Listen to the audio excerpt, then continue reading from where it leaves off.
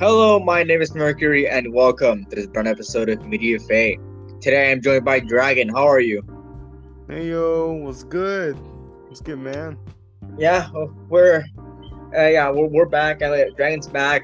I have somebody else that isn't just me doing these episodes. For again here. So yeah, and well, today hopefully we'll close off. I believe we're closing off Star Wars for this year, which we just began with Marvel this year, so that's something. And like I said last time, talking about Star Wars Visions Volume 2, we will not cover Young Jedi Adventures. It's not canon, it's for kids.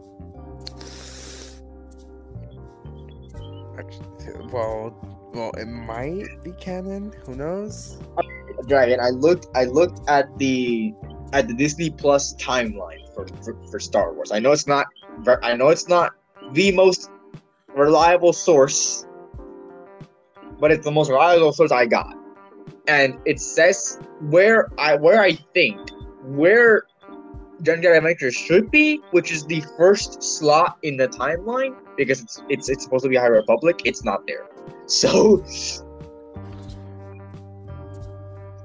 I'm going on the limb that it's not canon, and it's also not exclusive to Disney Plus, so I don't have to care, because Visions, while also not being canon, is exclusive to Disney Plus. So yeah, it has a little bit of an edge. It's also cooler. So today we're covering the last actually canon thing that come out this year. I hope, because there is another show called Skeleton Crew that is in limbo a little. We don't know when it's coming out. It's supposed to come out in 2023, but its first episode in the United States Copyright Office says it's gonna release in January. So I don't know. I'm pretty sure we're done with Star Wars this year, because there's not been a trailer for this series yet. But we'll wait and see. I'm like 90% sure we're done. So yeah, we're covering Ahsoka today. The last series to come out from Star Wars, the latest. And without further ado, let's begin. I again have my notepad here. This is the first time I have someone else with me to discuss the notepad, putting things. So yeah, first up is CGI, and Star Wars CGI has been on a pretty crazy path in it, because you look at the CGI from Star Wars in the shows, and you compare it to the CGI of Marvel, any Marvel show, and it's leagues above it, right? Yeah, agreed. In the show, I always mention it when I watch Star Wars show, but Star Wars for some reason has some of the best CGI in Disney Plus. I don't know why. I know why. It's one of the biggest franchises fucking Star Wars Disney has, aside from Disney itself. But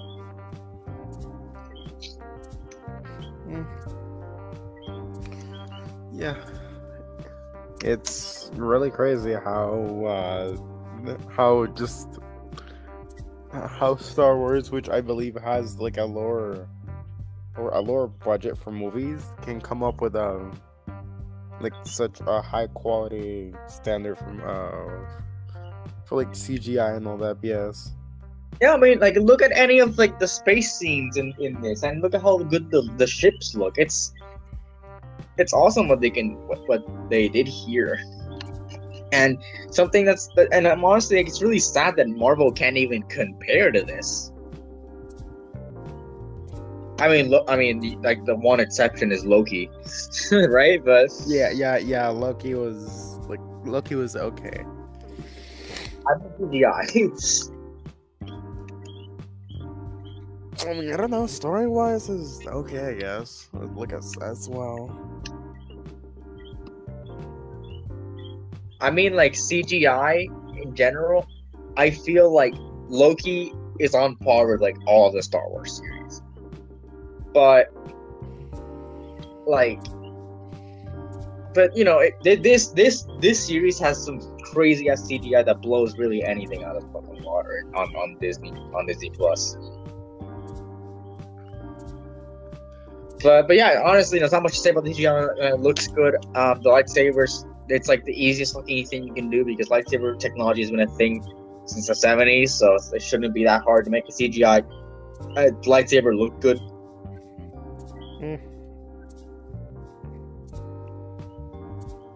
But yeah. So that CGI, there's not much. This is always a sort of segment because CGI is never really a big talking point. But yeah, let's move on to the characters. Second point. Let's start off with Ahsoka. Ahsoka, the main character of the series. Which, I mean, she was already main character, and she was technically kind of the original main character for like the original character and the main character for most of okay. Clone Wars. So, from my point of view, Ahsoka at the start of the series was like really, I want to say Anakin, like a really Anakin to say the least, because she was like weirdly cocky throughout most of it. Yeah, I guess so. I haven't watched all of Clone Wars. Like I don't even remember what I am. Hold on, I have the details pulled up right now. I can check where I am with Clone Wars. Here we go. I am on season 4, episode 11. Damn, you need to catch up. And I have to rewatch everything because I don't remember shit, and I wanna like, because I don't know if you know, but back when the podcast first started, we were gonna make a whole ass series about like us covering Star Wars, the Clone Wars, because it was gonna be our largest like episode series to date. We were gonna cover them in parts, and we were gonna cover them in timeline order because you probably know that Star Wars, the Clone Wars, isn't in timeline order. Yeah. So we were gonna cover all the episodes chronologically, and we didn't make it past 2 parts, and it was supposed to be 13. Damn. So what I want to do is I want to go back, and I want to literally redo everything. I want to get back to square one, and that would mean watching the movie about Clone Wars. Oh Lord! I don't know if you watched the Clone Wars movie, but I did. I watched both of them. The one with fucking the Jabba the Hutt baby? Yeah. Yeah, that was an interesting one. That was not the best, but yeah, we're gonna have to start with that one. And I don't know why I've put it off for so much. Maybe it's because we have a lot of Star Wars. So now that I think Star Wars is done for a while, with new stuff, we can probably go back and cover a lot of the older Star Wars content we missed out on. Unlike fucking right. I like completely forgot about this one thing. They put Dave Filoni back in as chief director of Star Wars, like chief. What do you call this? Just like he's in charge of chief supervisor, I believe. Yeah, I can see why. I mean, he's brought I guess the best Star Wars content, except except I guess Book of Boba Fett. The Book of Boba Fett wasn't that bad. It was just mainly regarded as Mandalorian season like I Three. don't know 2.0. No, three was good. Two was good. Not as good as I don't think good as not as I don't think it was good as the first one, but it was definitely good. Season 3 was fucking diarrhea on a plate. Like season 3 was bad. Eh. It is what it is. Ahsoka definitely does act a lot more like Anakin in this series, and I haven't watched Clone Wars to its entirety because I'm gonna have to fucking restart it. But also what I was gonna say is that we're gonna cover Clone Wars like beginning to end to end, how it released, not timeline order because it gets too fucking convoluted. We're gonna cover it as it released. Season 1 as it released, season 2 as it released. Like we do every other series, because I don't know why I decided to do it chronologically. I guess I'm still gonna watch it chronologically, but we're not gonna cover it chronologically. You can tell when they stopped doing the whole like mixing around the timeline of the show, because by season 5 they didn't even know the show was gonna get a 6 or 7 seasons. They just stopped doing it. Like season 4, fun fact, season 4 is its entirety is completely timed. Like you can watch, like if you watch episode 1 to episode 22, I think it is. Yeah, episode 22. You watch all of that and it's in complete timeline order. It's like the first 3 seasons that I'll actually fuck this up so bad. I believe hold on, where is it? Okay. Where is it? Is it season 3? I think it's season 3.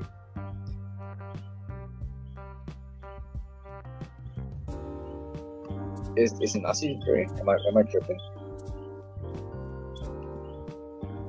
Cargo game on. I'm trying to find the first episode in the actual order. So I remember that like the series actually starts like if the first ever episode is like Christophsis, like they're still in Christophsis. Oh yeah, it starts in Christophsis.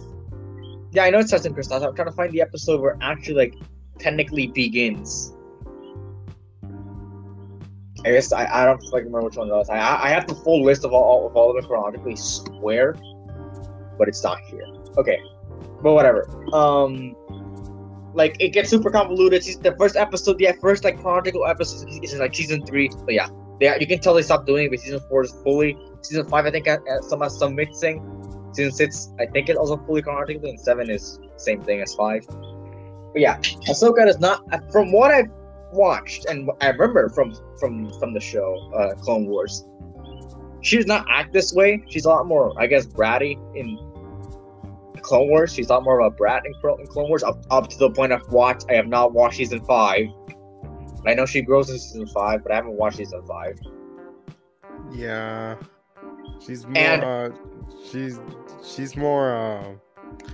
She's adopted what Obi-Wan would call a Anakin sense of responsibility. Yeah, and I haven't watched Rebels at all. You're gonna have to help me out here because this is kind of a sequel series to Rebels. No, in Rebels, the way she behaves in Rebels is completely different to the way she behaves now. And in Rebels, she's more serious and a more grounded character. But here, she's more of she's like really arrogant, and at the start, really stubborn. Yeah, and she wasn't like this in Mandalorian or in Book of Boba Fett, for that matter.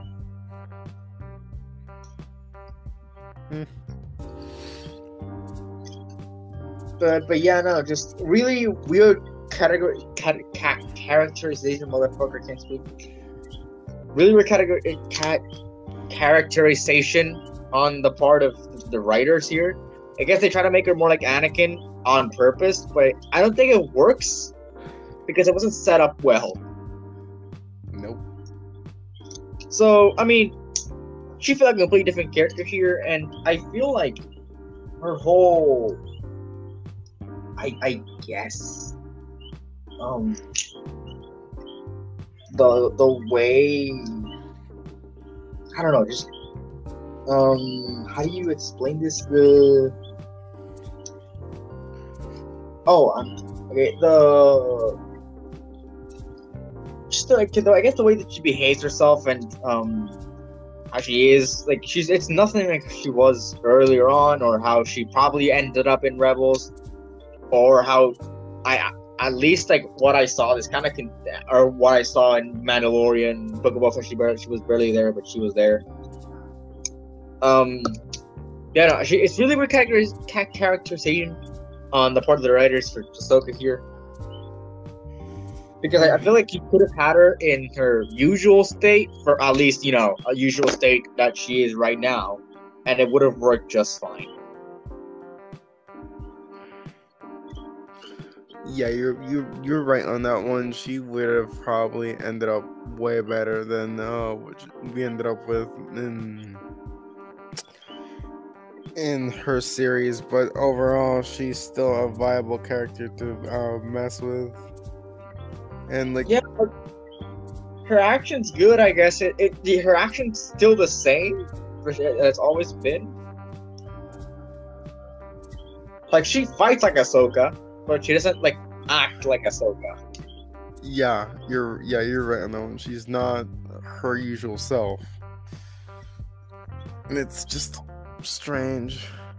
I feel like that could have been a plot point. Like, maybe she's acting strangely, or she's acting more arrogantly, but it doesn't even make sense plot-wise, because Thrawn's a threat she knows about. There's no reason I'd be acting this cocky. I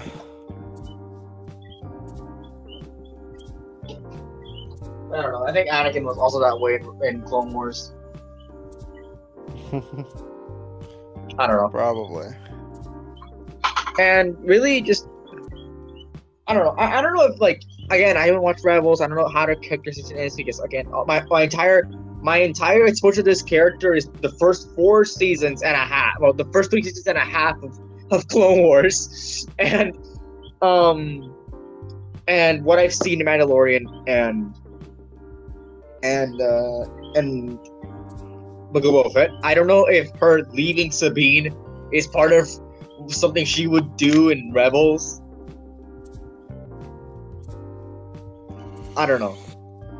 You help me out here. Okay.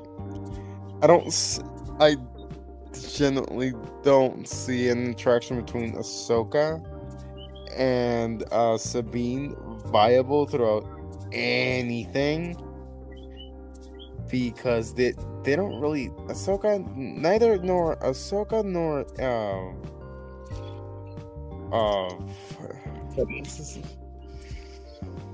neither Ahsoka nor Sabine like interact throughout the entire thing. Like, they met like once, and that was if I recall well, in a battle. So you're saying this kind of came out of nowhere? From my POV, yes.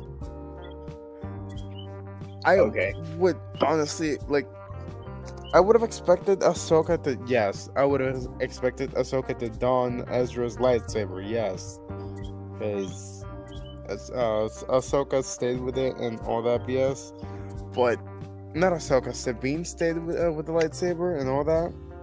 But I don't see her training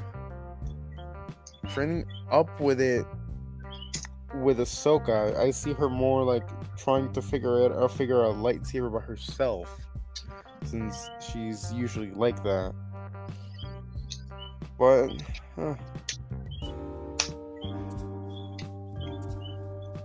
I don't know. All I can go off from Ahsoka is this series, which reacted kind of uncharacteristically from what I've seen in earlier things. I was like, well, this is not the same character, and she doesn't really develop in this series, I don't think. She stays the same pretty much throughout.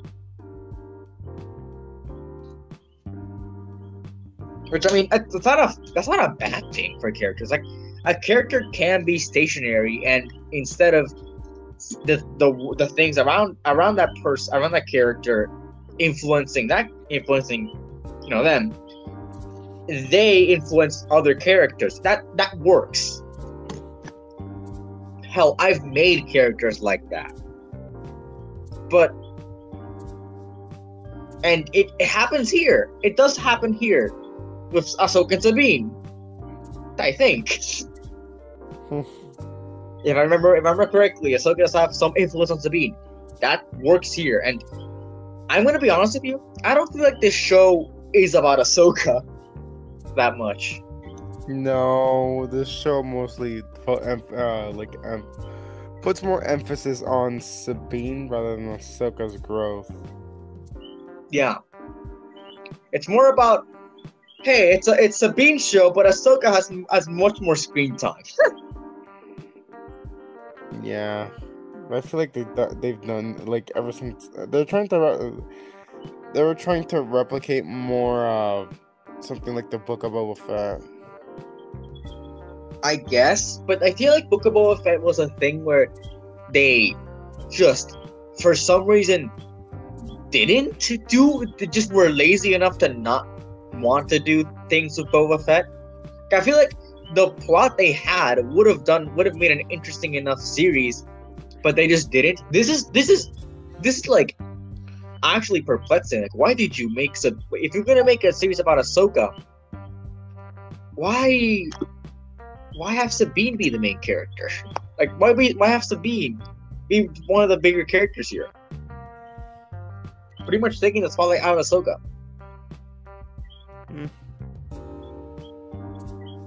And speaking of Sabine, let's move on to our second character, Sabine herself. I have no idea if this is how she acted in Rebels. I don't know how much. I don't know how much time has happened since the end of Rebels. It's been approximately, from what I recall, 2 years. I don't know. All I know is that the ending of Rebels, like where Ahsoka's there with Sabine, happens after the ending of Return of the Jedi. Yeah. So that could be 6 years, I think, since this took place in 9. I say 2 because it's from what it's stated in the series. It's they say like 2 years after that, after Thrawn's disappearance and all that. Yeah, but this takes place at the same time as Mando season 3.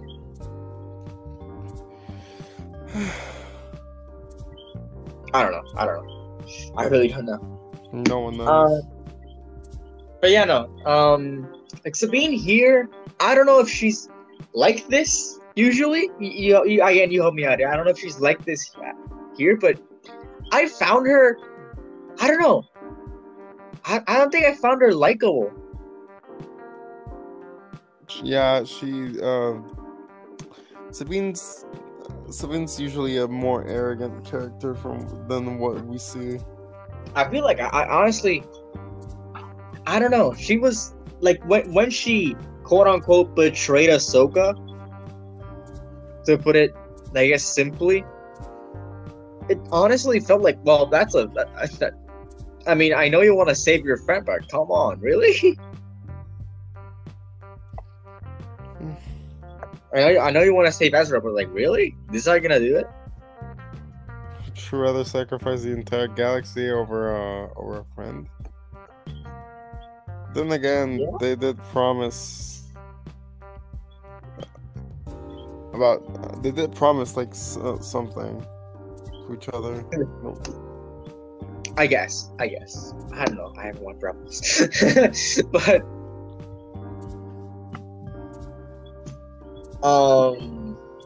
you know, I feel like that's a bit of a weird turn, and she's a bit antagonistic towards everybody in this series. Yeah, she's always been the aggressive type. But then again, she is Mandalorian, so I guess I don't know if she's always been that antagonistic towards everybody, including like Yu Yang and Ahsoka. Mainly those two, really. it's a weird situation, my friend. Like I don't know. This is my first exposure to Sabine herself, like in a show, or seeing her act and all this, and I don't know. I feel like she's a bit of a weird character because she has this. She, I feel like breaks Star Wars, but I don't know if it's for the better or for the worse. Because she retcons a retcon. So like, this is the only one of the things I remember. So throughout the entire series, Sabine is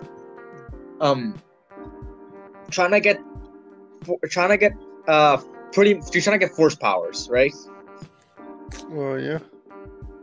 And at the end, she does get force powers, which makes the thing okay. She gets force powers, which, you know, that's a whole other can of worms. But you know what? It's not that really that difficult to explain why It's not. she It's got not force. difficult to explain. It's difficult to comprehend because what? Okay, not like difficult. Okay, kind of saying that Sabine getting force powers is not my problem. I am actually fine with it.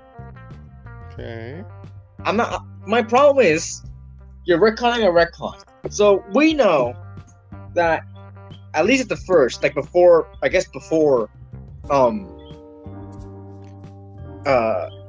Phantom Menace, that the Force is around everybody, but some people are Force sensitive, and that's just.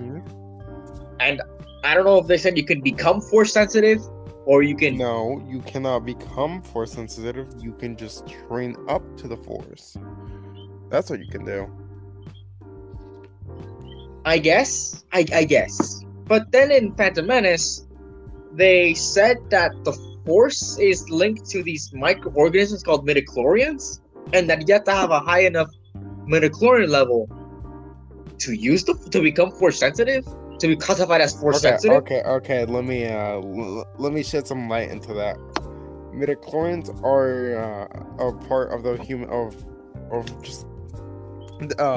just part of every anything that lives. I know. Those things control the essence of the Force. Yes.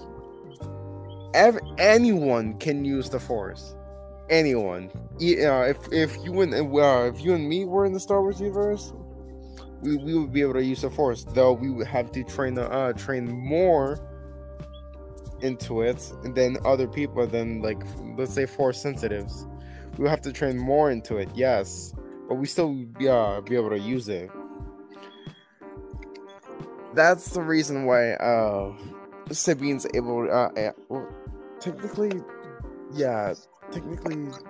is an entire different situation because she's using the Force like really easily. That's the thing. She uses it easier than Ezra when he started using the Force. It's like a bit retconny. That's the thing. Like I'm fine with her getting the Force if it just means getting rid of the fucking midichlorians. That thing's so stupid. I'm a real view. I find that if this retcons away the midichlorians, good riddance. I don't like the midichlorians. Like I said, midichlorians are inside everyone, so. Yeah, I know, but I don't like the fact that the Force. The Force can the Force can just be a thing that can be determined by microorganisms. That doesn't sound right to me. Anyone can use the Force. Anyone has, because everyone has midichlorians. Fine, I can get behind anyone can use the Force. What I can't get behind is anyone can use the Force because they have a level of midichlorians in them, of microorganisms. That's just too much. Leave it at anyone can use the Force, but there are people who are more sensitive to it. That's it. That's all you need to do. Yeah, but they need a reason behind that. I don't think they do because look at magic. I know, like not like Star Wars magic, right? But like magic in general.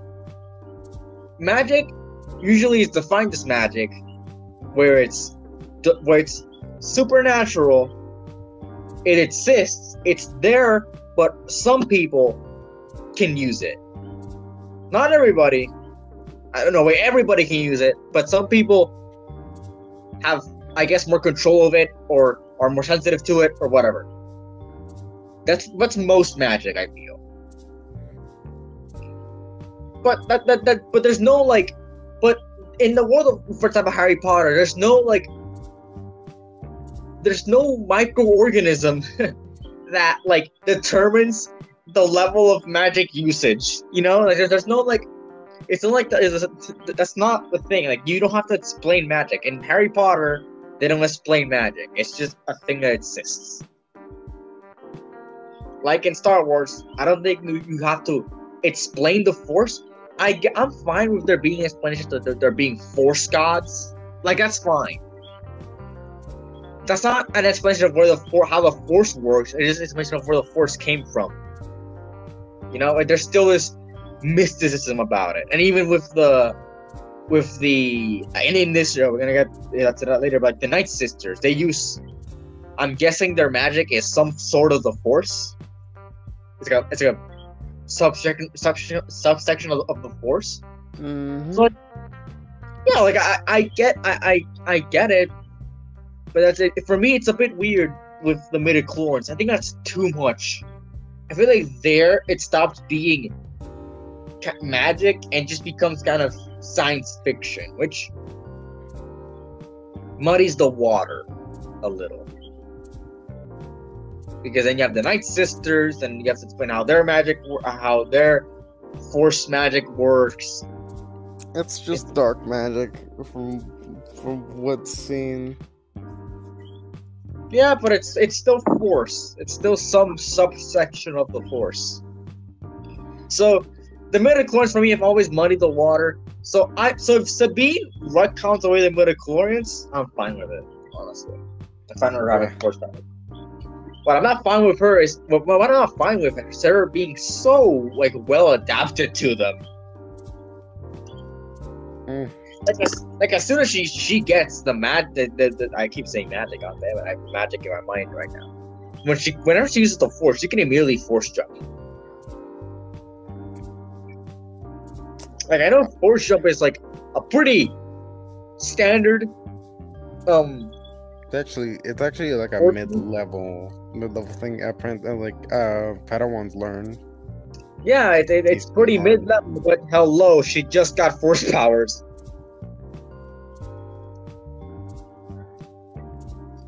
I don't think she should be jumping around. I don't think she should be pushing objects so easily. That's maybe I get pulling. I get pulling. You know, that's pretty. That's like the first. That's the first thing anyone learns to do with the Force. It's first thing, yeah. It's still it takes a decent amount of time. Yeah, still. Yeah, I know, but it's pretty. It's like the first thing anyone learns to do. So I get her knowing how to Force pull, but Force jump, it's a little out there. And I don't know. Just Sabine is weird to me. I don't know. She's not the best character in the series, in any sense of the word.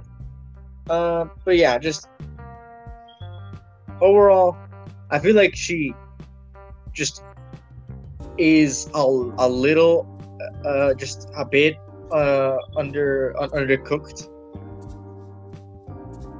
Yeah, I agree. I agree with you. She might be a little bit missing stuff.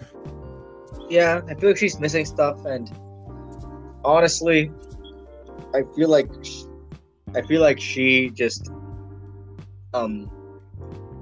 is a bit weird to have her as the sort of main character and have Ahsoka kind of do nothing.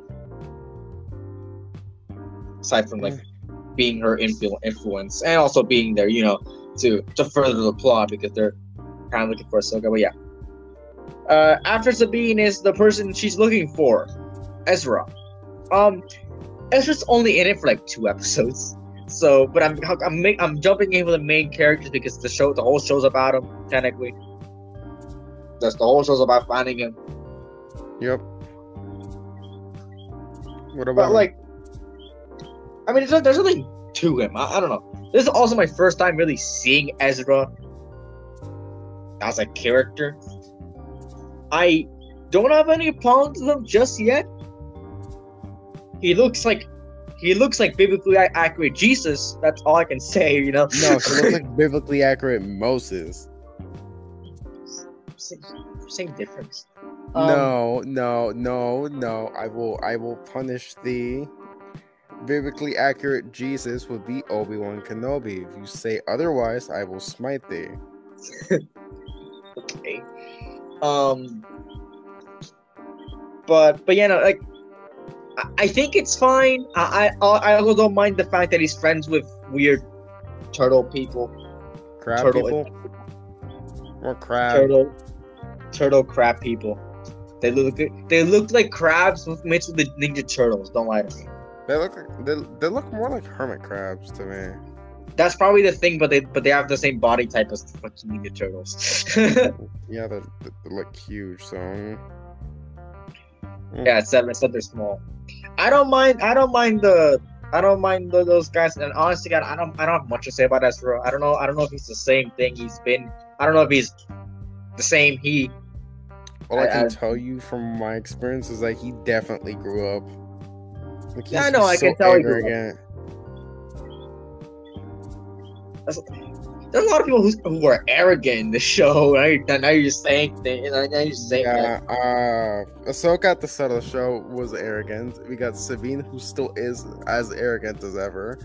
And okay, so at the start of Rebels, Ezra used to be like more like self-reliant and just really stubborn. Mm-hmm. Then by the end of the second, I don't remember how many seasons Rebels had. 4, they acquired something called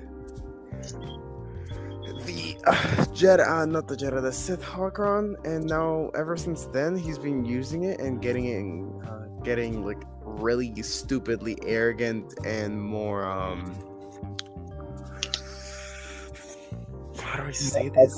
More arrogant and like aggressive. And by the end, when he's trying to vanish Thrawn, that's when he realizes his mistake and what he needs to do for it. And he sacrifices himself, and he definitely grew up out of the stupid phase that we saw him in.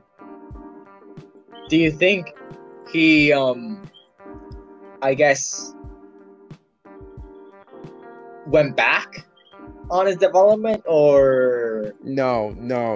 Or they definitely for something out of today's Star Wars genre, they did him okay. Okay, like his development is still there. Yeah, it's not like Ahsoka's or Sabine's. Okay. Just wondering, like, if he was kept the same or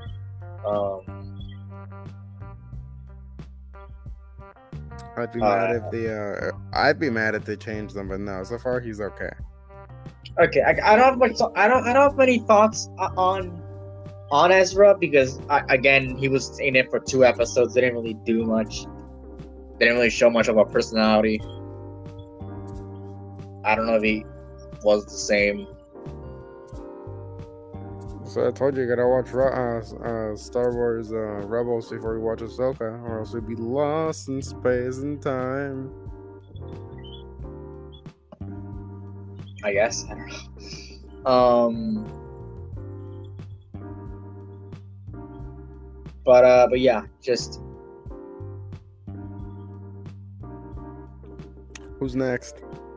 I don't know. I don't know if I'm done with Ezra. Ezra's fine, I guess. I don't know. I know it kind of went on like Ahsoka is fine. She just didn't really grow up. She didn't really develop, which again I'm not wrong with. She got out of her development phase. I guess. For some reason, she grew out of what they were doing to her. I guess. Like she I think Ahsoka went a little back on her development. But she's fine, I guess. Like she's fine. Sabine, I didn't even like her that much. I don't think she was in the right to abandon Ahsoka. You know. No, it was the other way around. Ahsoka gave up on her. I know. I meant like when she was threatened by like Balin. Oh, when she was fighting Balin's scroll. Yeah. Yeah, that was a complete dick move right there. And I don't know if she really. I don't know. Like Sabine. I don't know if I didn't like her here. I don't think I'm gonna like her in the series. I don't know. Maybe she's more likable in Rebels. Maybe she isn't. Maybe she's more likable in Rebels. Yes. She's less. I'm not. Less and more Mandalorian. I'm really not gonna give my full thoughts on these characters right now because we're gonna get to reviewing Rebels soon, sometime in the future. I'm not gonna say soon, but sometime in the future we're gonna get to reviewing Rebels, and that's why I'm gonna give my full opinion on the characters because I am witnessing them at their latest point in their development. But yeah, also Ahsoka and Sabine, they get stranded in a planet and they kind of, I guess, become fucking different characters at that point because they're I guess back to what they were at the end of Rebels, it seems. But yeah, next up after Ezra is Thrawn. Again, this is my first experience with Thrawn, and honestly,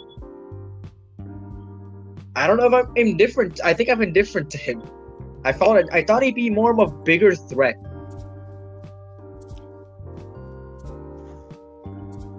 Okay. You have no idea how big of a threat he is. I know. Okay, I mean in this show.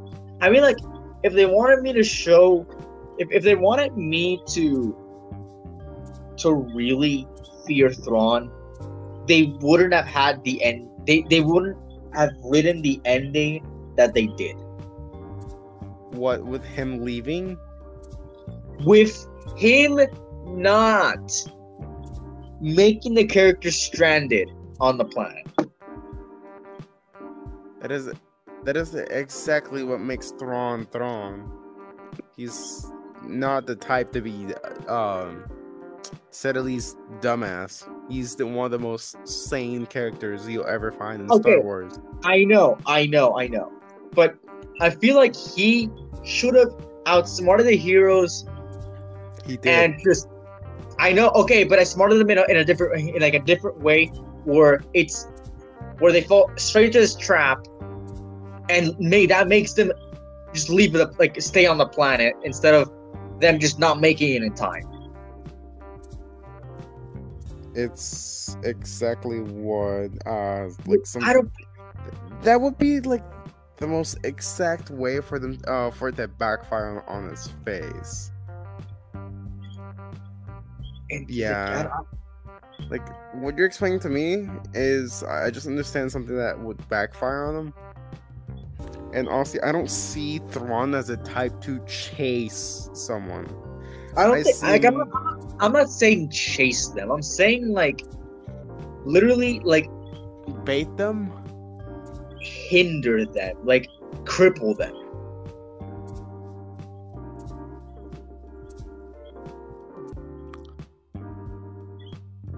Like, make them just so weak and not having enough strength in them to continue that he can just No.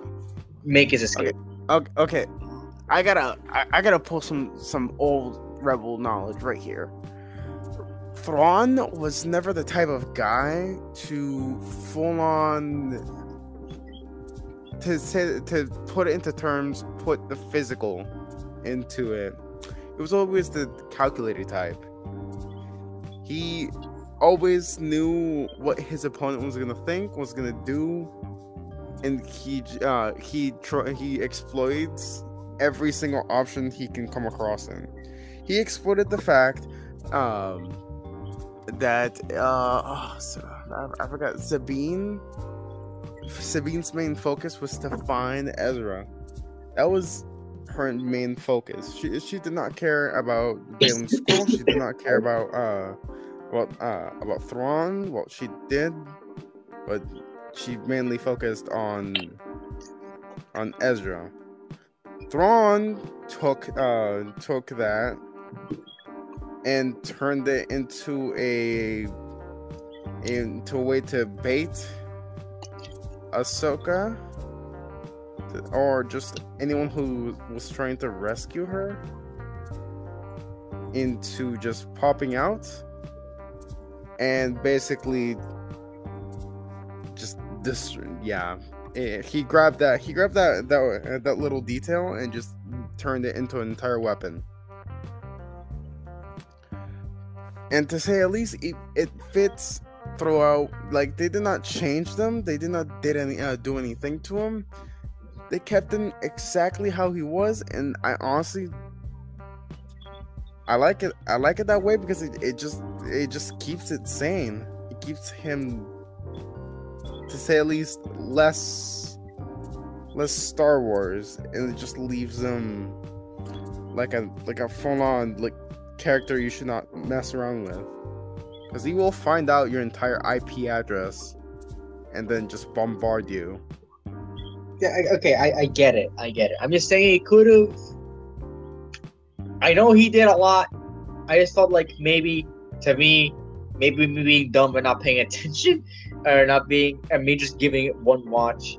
Maybe I didn't catch on this whole thing. Maybe I missed some things from his super plan, but I feel like he could have been more of a threat immediately. I know he plays the long game. I know he's always 15 steps ahead, but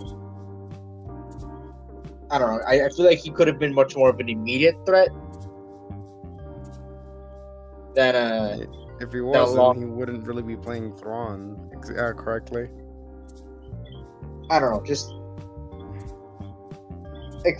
maybe, all I'm talking about is for this series. Like, I'm reviewing Ahsoka as it is, and Thrawn wasn't the main villain of the series, to be honest. It was more Morgan as Elsbeth. You have no idea what you're saying, because Thrawn is technically still the main villain. I know, but sure. They put the most emphasis in Morgan, but their main entire focus throughout the entire series is Thrawn, because they know and have fought against them. You can have a character. You can have a villain that the whole plot centers around, but sometimes that villain doesn't show up. Like, okay, you might not have watched this, but Unicron in Rise of the Beast Transformers. Unicron, it's all about Unicron. Like, the whole movie's about Unicron. Unicron's coming. Unicron's okay. I'm talking about like Transformers. I'm giving an example of like a villain that the whole plot centers around this villain coming back and wrecking shit up, but that's not the main villain. So like in Transformers: Rise of the Beast, it's all about Unicron coming to Earth and eating everyone on Earth, right? That's what the plot's basically about. But Unicron isn't the main villain. Scourge, his henchman, is the main villain of the movie. Just like in this show, Thrawn is there. Thrawn is a threat. Thrawn kills. Thrawn does things that affect the plot. He does, but like Unicron, but not like Unicron. Like, she's not like Unicron as a character. More like the idea. More like the, I guess, concept. I don't know. I don't know particularly. Like, how it's presented. How he's presented. There we go. How he's presented. As a threat.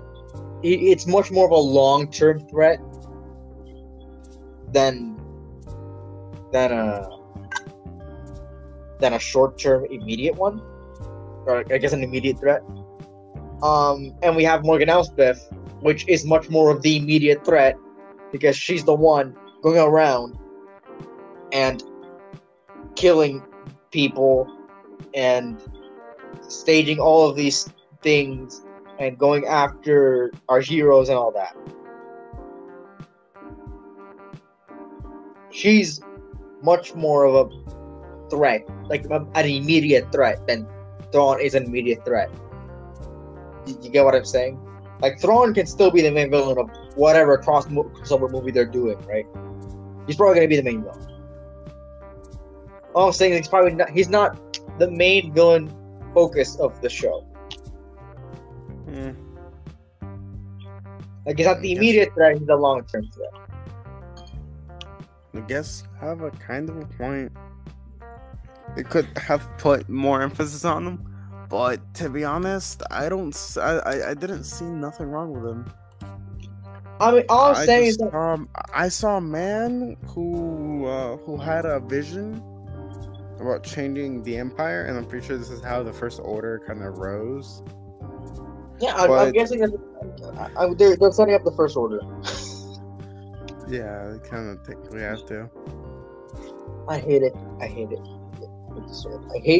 Okay, I'm probably gonna read fucking the Thrawn trilogy at some point, right? I'm probably to get much more of an idea on the character. I probably should have done that beforehand because I don't know what the fuck this character is. Think of him as like the most cold-hearted character you'll ever find. Like the most. You know, I can see it in the series that he's calculating, cold-blooded, cold-hearted. He doesn't care about anybody except for the Empire. But yeah, like I can tell that he's gonna be a big threat in later on, but I feel like he should have done a bit more in this series.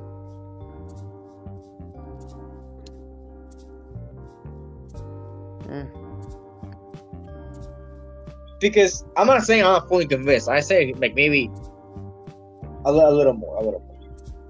But yeah, maybe he probably got the whole game plan, set in stone. I'm guessing he has it, and we're seeing the start of it here. But he did leave the heroes not dead. So, maybe that's part of his plan. Maybe it isn't. I don't know. The plan was to leave the system. The plan wasn't to kill Ezra, or like he stayed on that little plan and just thought of the other two as a bonus. So he kept proceeding with the original plan because he knows. I know. If he strips off, he's gonna. I know. Like that's fine. You can stick with the plan. I'm just saying that I think even him would see the benefits of taking out the heroes because I don't know. Like even if it's like just a thing that's not very important, I don't know. Like I feel like it is character. It probably is something he would do, just not care about the heroes at all. Again, I don't know this character. He probably doesn't care about if they live or die. No, he does not. But I don't know. Just he's a threatening villain, but just not in this series. I guess when you think about it in like the scope of just this one show, he's much more opposing threat to in general to Star Wars than to this show. That's what I'm trying to say. He's a big threat to everybody but the people of this show, because now Thrawn is not a threat to anybody in this show because Ahsoka and Sabine are in another galaxy. He's not a threat to neither Ahsoka nor Sabine, but he is a threat to the New Republic, and we can see how he won because of a New Republic, not a New Republic, New Hope. I don't know, new Star Wars movies, like the new trilogy. You can see how he successfully managed to take over. Yeah, like I'm excited to see what he does next. But this series, maybe if I watch Rebels, maybe I'll be more sold on him. Maybe I feel like, okay, maybe I'm not sold on him right now because Ahsoka expects me to have already watched Rebels. Mm-hmm. You know, I feel like I'm glad you're here because you're telling me all these things that I probably should have known moving in. I just didn't. And now I'm learning all about them and, you know, like, what he does. Because, again, I'm going in blind. I only really watched this when I watched it, like, right now. Because I'm watching all of Star Wars. We're doing it for the podcast. If I didn't know about Ahsoka, if I knew, like, I knew all along that this is a thing that it would continue off Rebels. But if I knew that I had to know these characters, I probably would have watched Rebels beforehand, but I didn't. I want to go full in blind. Also, I wanted to take up the fact that apparently you didn't have to, like, they advertised that you didn't have to watch Rebels to understand what's going on in Ahsoka. That's clearly wrong. You've proven it to me time and time again that that's wrong. That I should have watched Rebels. It would have been an easier choice to watch Rebels than to just go in there blind, because you would not be able to understand much of what's going to happen. I mean, I knew the basics. I knew the plot, just not the characters. You knew okay, yeah. But did you know what else was going to happen? Not really. No, I didn't know what was. I didn't know. I knew where the characters ended up. I knew I knew what they were gonna do with the plot here. I just didn't know how the characters acted and how it would really affect. I don't know. I guess I was lost. That's the best way I could put it. Plot wise, I understood everything perfectly. I knew that Ezra was in another star system and that Thrawn was there and Thrawn was alive. I knew that Ahsoka and Sabine were going on missions together at the end of Rebels, but we didn't see that with Mandalorian, so they left it in the air what happened. Now we know what happened, and I guess it's complicated. So yeah, speaking of the fact that I have to fucking watch that, apparently, I'm gonna reserve all of my thoughts on these characters when we eventually get to Rebels, because we will get to Rebels definitely. Yeah. So Ahsoka, I think, well, not Ahsoka, definitely not Ahsoka. I've already watched most of Clone Wars. Have a Clone Wars already. But like Sabine, Ezra, Thrawn, I'm gonna reserve my true opinions for when I get to see where these characters came from in, you know, canon Star Wars. But right now, I'm only going off of what I can see from the show, and they haven't impressed me yet. Nah, don't worry about it. You'll So fall in let's love with some of the characters soon. so let's go into some characters we both can judge on just for this show. The secondary antagonists of the show, Balin and Shin Hati. And honestly, they're undercooked. Nah. They're just waiting for the perfect time. I feel like, okay, it was interesting what they were doing with these characters. I feel like Dark Jedi are some of the more interesting things you can do with Star Wars. A Jedi that doesn't conform. I guess a Jedi, I don't know. How would you define a Dark Jedi? For me, it would be a character. How do you define a what? A Dark Jedi. For me, it would be a character that conforms to the light side of the Force, that uses the light side, does not go to the dark side, but doesn't conform to the teachings and beliefs of the Jedi. Like a light side user, pretty much. Yeah, you'd be correct. Or maybe that's a gray Jedi, I guess. A dark Jedi, I guess, to be somebody. A gray Jedi is a Jedi, not a Jedi, is a Force wielder who does not abide by the Jedi's orders. That's that's a literal definition of a gray Jedi.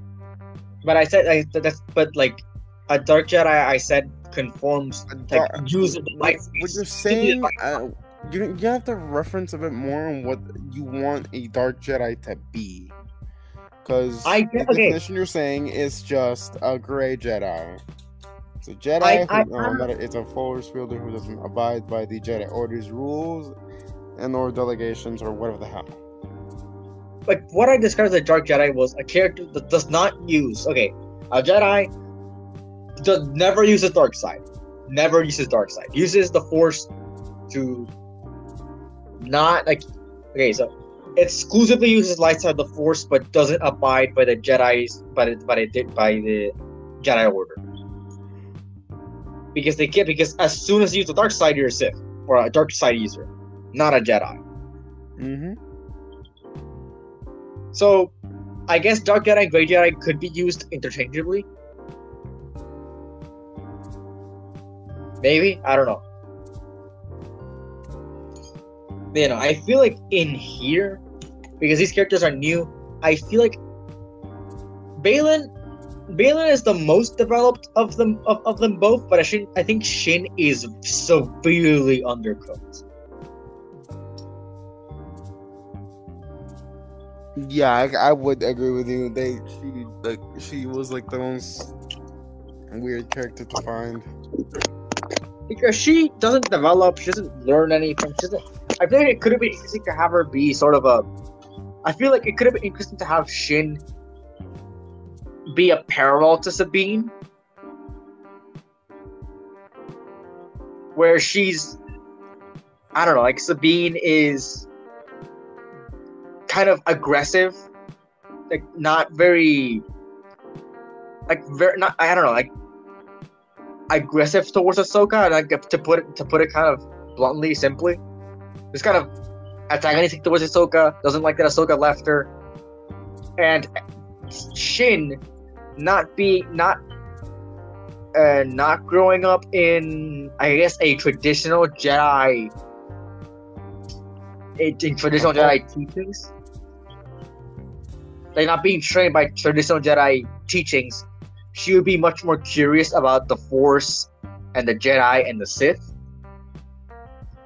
So she would become like a true Grey Jedi. Or like a true Force user, balancing both the dark side and the light side. Like she should have been, like, I guess, much more curious about the Force and how it really worked. Because all she had is a master who's going off of memory, right? Mm-hmm. So yeah, I feel like she could have been a lot more. And Balin, I think Balin is fine if that's what they went for Shin. I feel like if they did what I said for Shin, I feel like Balin would have worked just fine. But them both kind of undercooked.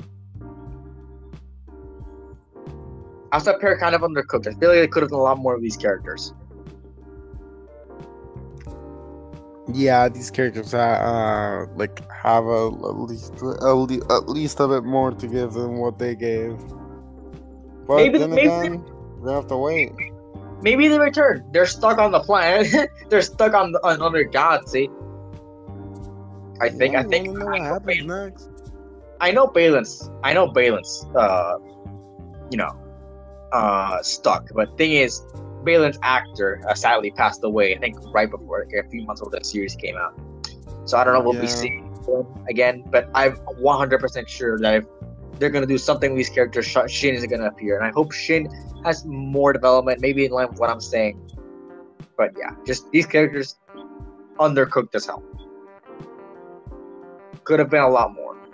I feel like it's mostly because they tried to juggle so many things. The Thrawn plot, the Ahsoka and Sabine, Ezra. Like, they tried to juggle so many things that these characters got lost in the way. Like, got lost. So, yeah. And moving on to some other characters, like Hera. I mean, Hera doesn't do much. Yeah, she's just there. But probably should move on. I put other. I literally just put others, and I put Hera, Morgan, Jason, etc. So I guess we're gonna talk about all those other characters that kind of have an importance in the plot, but don't really do anything. Hera doesn't really do anything. I can't really say much about her. The only exposure after to Hera is this series, and what was his name? The first season of Bad Batch, which these two characters are completely different fucking characters, pretty much. They're on opposite sides of the development spectrum. But we can see the rebel side of Hera kind of develop back in that Bad Batch season 1 appearance. Yeah, next up is Morgan. Morgan was from season 2 Mandalorian, and she's revealed to be a Night Sister. And she's fine, I guess. She gets the witch saber, I guess. I don't remember what it's called. But she gets the witch. I think it's like the dragon stalker or something like that. I don't know. I don't remember either. I'm gonna call it the witch saber because that's what comes to my head. But yeah, the witch saber. What? You're saying the witch saber because it sounds better, doesn't it?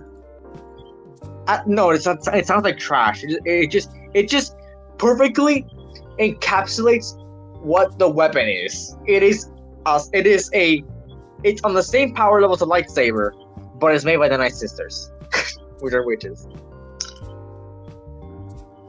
So it's easy to remember. She gets the fucking witch saber, and she's fine.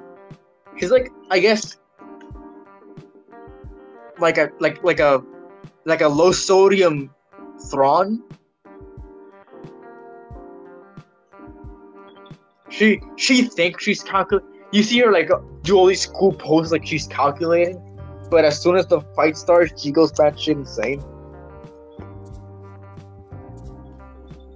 Right, she's fine as the main antagonist. I think the antagonists here, apart from Thrawn, aren't really that strong of antagonists. Not strong like a power level. I think strong as a plot relevance. Yeah, Morgan's fine. Jason is another one that is interesting because Jason's real. I don't know if it's real to be here. I know that Jason built a baby at the end of or not a baby, like a toddler at the end of Rebels. I don't remember if it was baby or toddler. By the end of the entire Rebels, he was mid toddler, what he is now, I believe. Okay. But he's revealed to be Force sensitive, I think. I'm guessing it's with him. He's technically the child of Force sensitive. Oh, a Jedi, I know. That's what's in. At least that's what I got from what was implied with him hearing Ahsoka and Anakin fight, We're gonna get to Anakin later. But yeah, I think that's what was implied because he heard it first. He heard it always, and anyone can tap into the Force. I guess that's why Hera also heard it. But Jason heard it first, and he heard it louder. I guess. Mm-hmm. I'm guessing they're setting him up as Force sensitive. He is Force sensitive. Okay, but it's implied here. I'm guessing. So yeah, he's Force sensitive, probably. And he doesn't really do much other than that one part.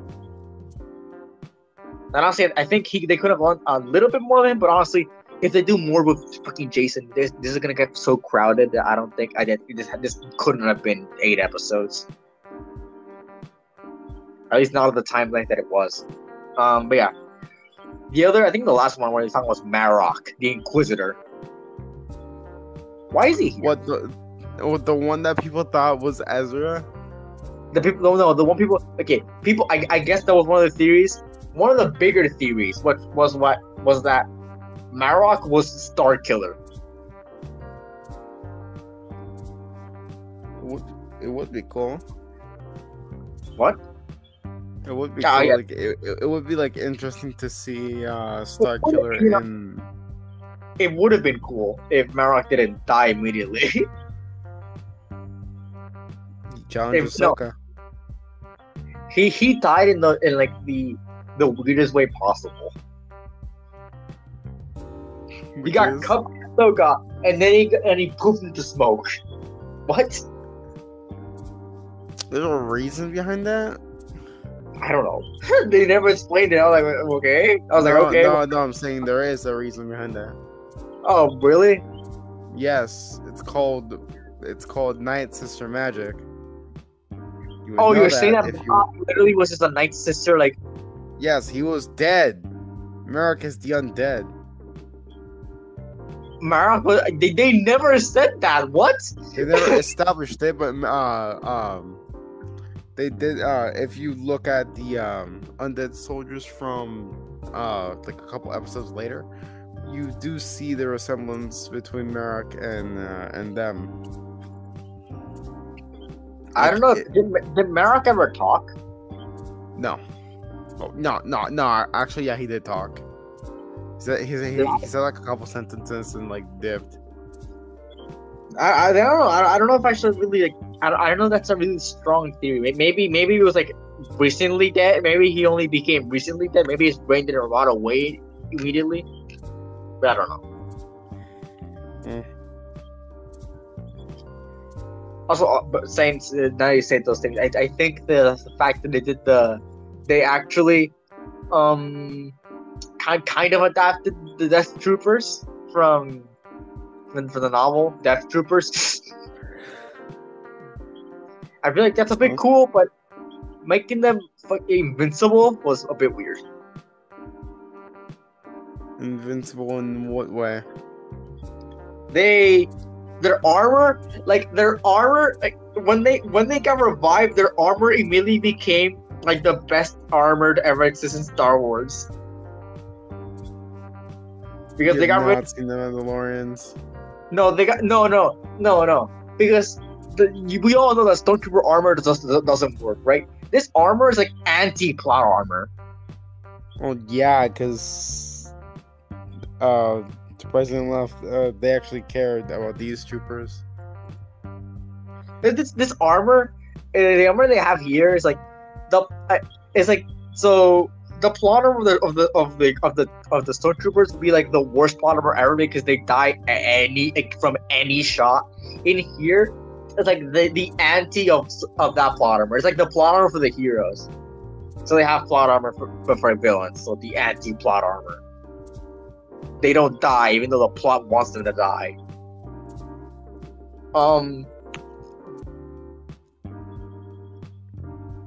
So yeah, just. I feel like it's a bit weird to have that there, and they also don't die from lightsabers. I'm pretty sure. But yeah, also the lightsaber action.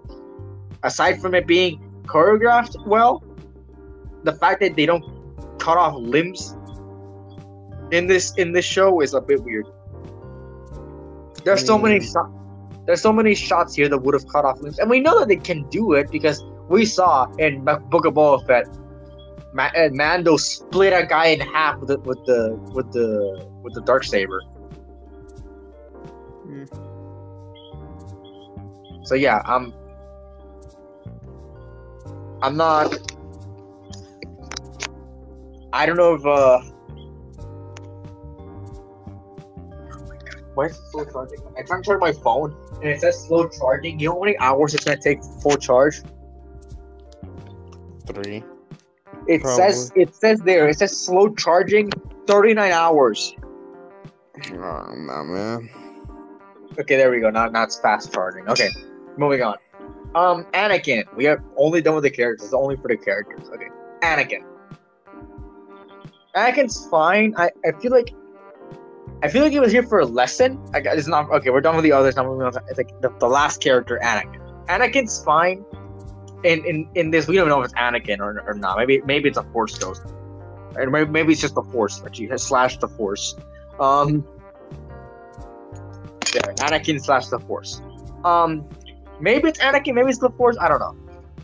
Well, I like it. I liked it when he kind of switched between Anakin and Darth Vader. That's really cool. And we saw like a brief glimpse of full power Vader.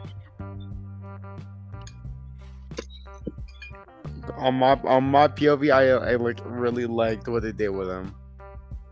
Yeah, I really liked what they did with Anakin here. The fact that he embodies what he is, the balance of the Force. He uses both the light side and the dark side. And he has the Vader side. When he says like the "you lack conviction" line, that is a very Vader line. Yeah. And I like what they did with him here. I just hoped he had more of an actual, relevance in the plot. He was more relevant in the plot because he's there. It's cool, but he's there. That's all really happens. He brings Ahsoka back from the dead, which is literally a minor inconvenience. Death in Star Wars is a minor inconvenience. Yeah, you're not wrong there. But yeah, Anakin's cool. I like what they did with him. But yeah, aside from that, I don't know. And also, he might be the Force. It might just be the Force projecting itself to Ahsoka as Anakin. But yeah, we are finally moving on from the characters. We're gonna talk about the plot now. Finally. And the plot, I don't know. I guess we can talk about a lot of the characters, but I feel like the story is very simple. It's pretty simple. It's find Thrawn. They do find Thrawn. They do find Ezra. Stop the villains from finding Thrawn and find Ezra, which kind of go hand in hand. Like if you're gonna do one, you do the other immediately. So,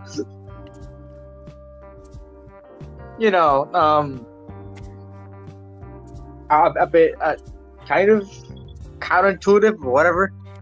It's a pretty simple plot, right? Like it doesn't do much. I mean, there are weird things, I guess,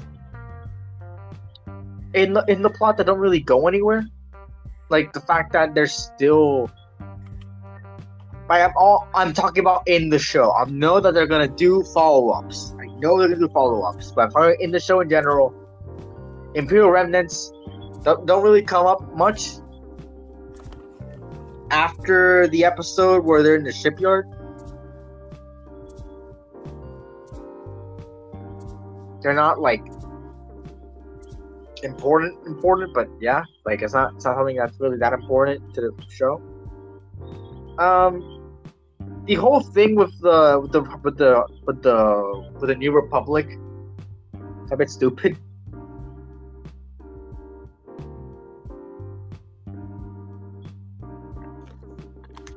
The New Republic is very stupid. I know that. But you know, they're very stupid here. Like, they don't want to go on the. They don't want to investigate the potential threat of Thrawn coming back because they think Thrawn's dead, and they don't see the fact that this show takes place at the same time as Mandalorian season 3. They go hand in hand, and the events of Mandalorian season 3 are mentioned in the show in Ahsoka. Yeah. And they don't see the fact that the Empire took hostage an entire planet, like took for their resources from the planet, and literally almost killed all the Mandalorians, which are some of the most powerful soldiers, warriors in the galaxy. They don't see it like, maybe we should take the Empire more seriously. No, we should take us more seriously. They might try to bring back Thrawn. No, Thrawn's dead. He will never come back. And then he comes back.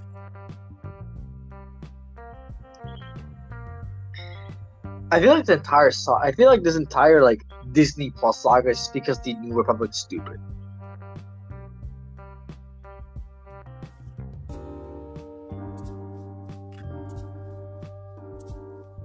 So yeah, cool things with the New Republic here.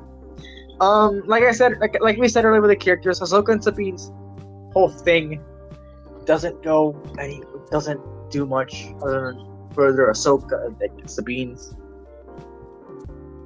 whole thing, and the plot itself doesn't really like.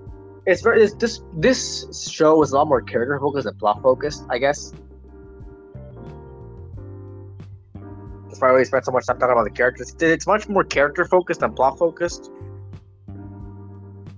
It's a lot more about the personal stakes in this instead of the plot itself, and the plot doesn't really matter. It's like a Godzilla movie. The plot's there, but you're not there for the plot. You're there for the cool lightsaber fights and the characters.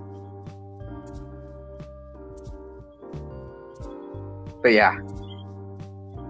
So like, any thoughts on the plot itself? Dragon? Like, towards the plot itself, I don't really have much to say. It's just super duper simple. Yeah, it's pretty simple. It's not really like that complex of a plot.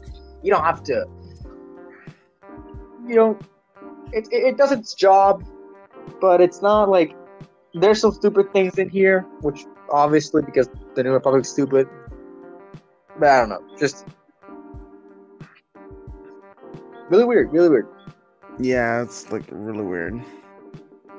Yeah, that's all after we say it for the plot. We talked a lot about the characters, but this show's more about the characters than the plot itself. So, moving on to the connections to Rebels / the fan service that they have here. Okay, so first up with the fan service, I'm gonna leave for the connections to Rebels last here. With the fan service, C-3PO shows up at the end to do something with the New Republic. I guess I don't remember what. I think it's to not discharge Hera for doing an unauthorized mission. Nah, once a rebel, always a rebel. I know, but like to pardon a Hera or something. I don't know. I feel like that's what he does. I don't know. But yeah. C-3PO shows up. Like I said, there are multiple like little nods to the Mandalorian. Yeah, most of the fan service comes from Rebel stuff. So, can you shine some light on the Rebel stuff that they actually show fan here? service that I see? Yeah, like the Easter eggs, the callbacks, the whatever, the whole. I don't see any major callbacks towards Rebels. or anything towards anything towards Rebels. I don't see anything major towards it. Mostly just the fact that they made some tributes to Ezra's master and all that. Yeah, otherwise I got nothing.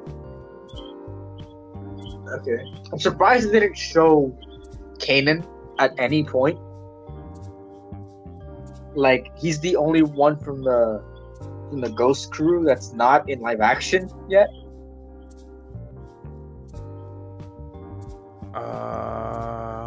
No.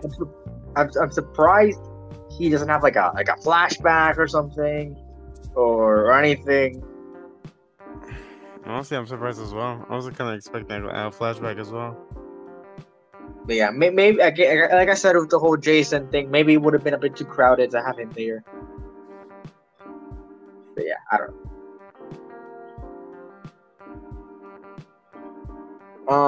But yeah, like that's really all. Like that's all the characters of the Rebels really. Aside from the whole plot, because I missed so many things. Aside from the whole, aside from the whole show, that's it. That's all the Easter eggs.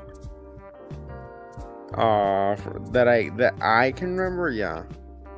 Goddamn, I really screwed up on this one. I really said, well, trying to go in blind, and I completely fucked myself in the ass.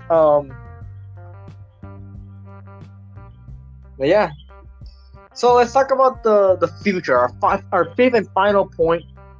After talking about the characters for so goddamn long. We're talking about this. The future for Ahsoka, and I guess everyone here. I could see season 2. I think. Yeah, I see season 2 as well. I'm on Wikipedia, which isn't a very much reliable thing, but it says here that release August 22nd to October 3rd. That's because season 2 hasn't been announced yet. But they're thinking about a season 2. I think. They said that they're thinking of doing a season 2. They're discussing a season 2. I would be mad if they haven't. But yeah, like I feel like it does need it because we're going. I don't think Skeleton Crew or the Acolyte is gonna really drive don't it. really center around. I know it's High Republic. I'm just saying, like I don't think those shows will further the plot of what they're trying to say here with the Thrawn saga. Let's put it that way. I don't think it will further the plot of the Thrawn saga if they do this. If they without a season 2 of Ahsoka or without a new show. I don't know. Apparently, Skeleton Crew will have Jude Law play a Jedi or a Force user. Maybe that's something that's important. I don't know. If it's a Jedi, she's probably getting executed. So maybe. I mean, it says here that it's more like a kid friendly show. So I don't think he's gonna die immediately. But yeah. Like, maybe I hope there's a season 2. There's a lot of things you can do here. I think what I said about Shin could be done for season 2.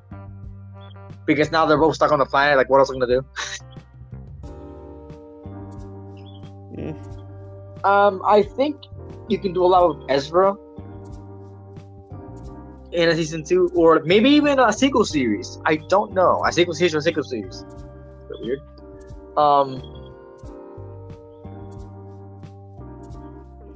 But yeah. Just I feel there's a lot of things, and obviously Thrawn's gonna be the main villain. Like we all know the consequences of this show. I feel like this show was always just supposed to be the big game setter, right? It wasn't supposed What? It's just this show was always gonna be a stepping stone to the real crossover movie, right? Like it's just gonna be. It was always just a show to bring back Thrawn.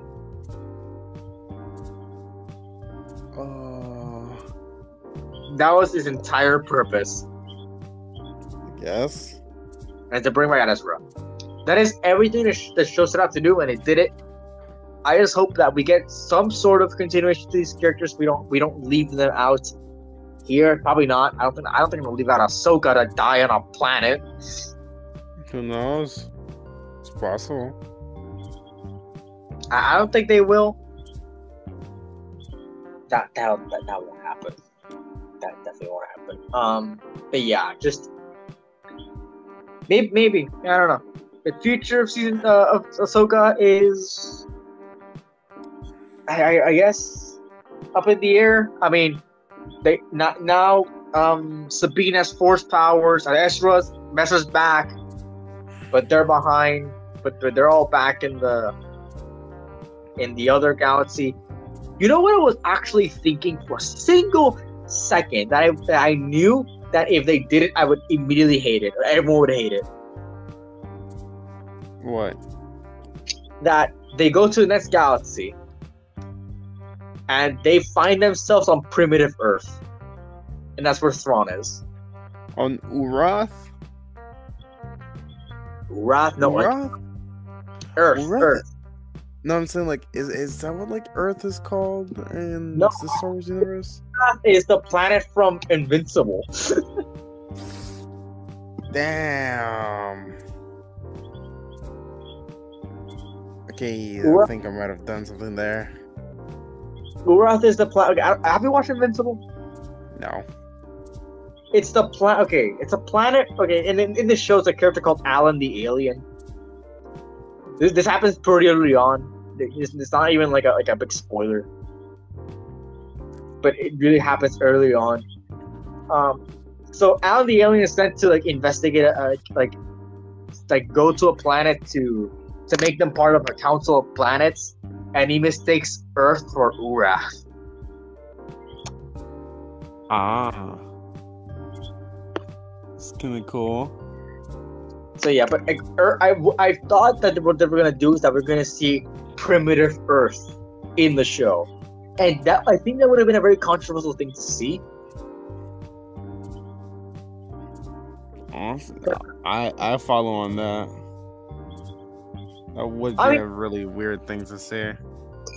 Maybe they already set up the whole a galaxy far, far away thing, so you know, like maybe go that full circle. Maybe it's a story of like humanity's start, and it's from a galaxy from a long time ago in a galaxy far, far away.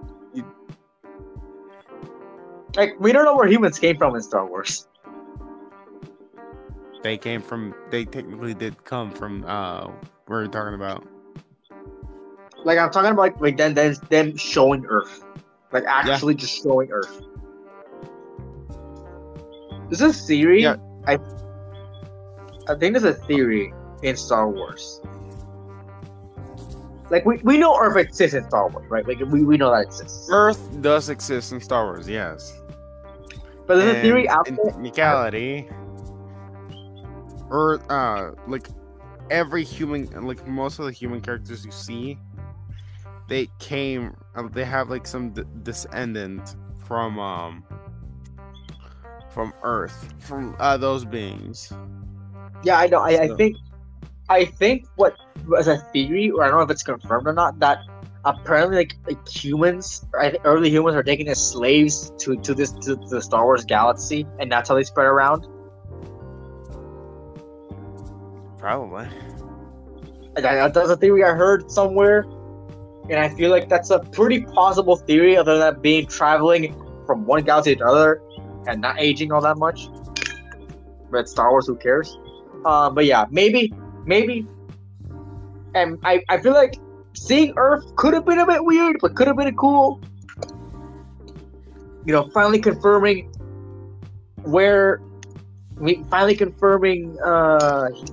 Earth really does exist in not Legends, in actual canon Star Wars, and seeing primitive Earth. Maybe it's a bit too primitive. Maybe we see fucking dinosaurs. I don't know. That'd be fun to see, though. Ahsoka fighting a T-Rex. Okay, not that primitive, but I feel like modern day primitive. Modern day. I mean, I don't know. Like it says a long time ago in a galaxy far, far away. I think a long time ago should be either like Stone Age. It's not that far away. Because if it was like Stone Age, it would be like way before the High Republic or even the Jedi Order existed. So you would be technically not even making it about Star Wars, or just you would have to make up a complete different topic about it. I don't know.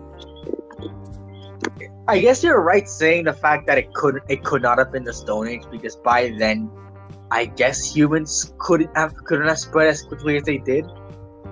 Humans would have not spread in general. I guess if aliens came to Earth, took humans away, is Stone Age. I know Stone Age wasn't that earthly speaking, Stone Age wasn't that long ago. So, and I don't see how. And I think you're right. I think maybe it shouldn't have been Stone Age. Maybe Inception of Humanity, which is around 200,000 years ago. That could be a long time ago. Maybe that's when they got taken off Earth.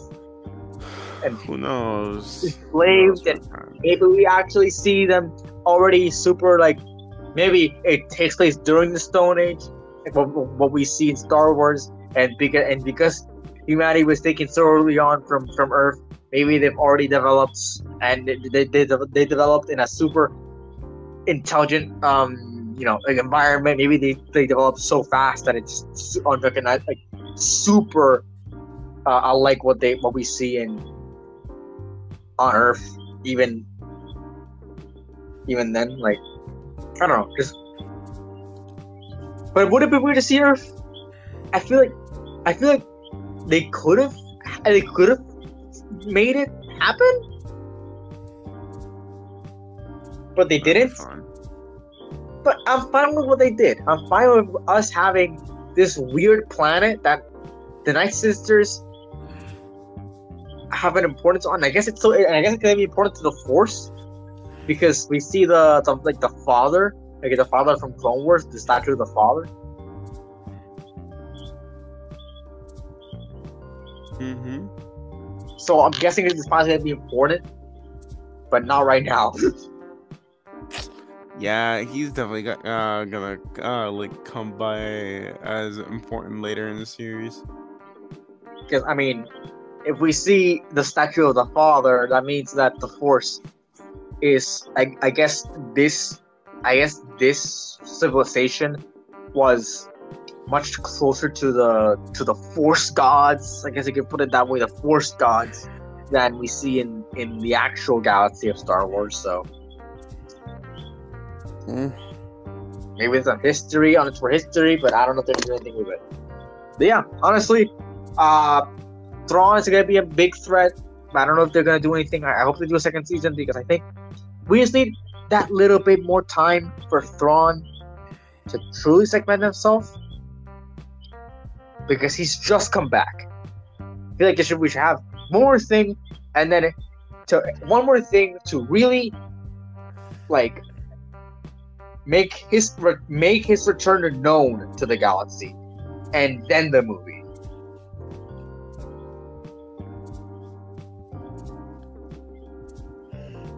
Yeah, man. Yeah, I feel like it should have been a bit more impactful than what it is right now. But yeah, I just think honestly, Thrawn for me is not really that impactful, mainly because this is just my first experience of him. So I might have to watch Rebels. I will watch Rebels, so hopefully I get more of an opinion on him then. But yeah, so that's about it. talking to the YouTube audience and I guess Spotify audience, whoever the fuck is listening to this. What do you guys think of Ahsoka? Leave it in the comments below. If you're on Spotify, we're shit all luck. Just tweet it at us. Speaking of Twitter, follow us media underscore buffet on Twitter, at DH Entertainment with the E at the end on Twitter as well. Media Buffet on Spotify, and at DH Entertainment on YouTube. And at MediaFayYT /MediaFay bonus also on YouTube. For me, at Mercury SGs on Twitter, at Mercury SC on YouTube, and Mercury CG on Twitch. Dragon, I don't think you want to plug anything. Nope. You don't have anything to plug? No? Okay. Well, we're done. Say your goodbyes. Goodbye. Goodbye. Yeah. Goodbye. This is, I think, our last Star Wars thing, so compilation's gonna be at the same time as this. So yeah, see ya.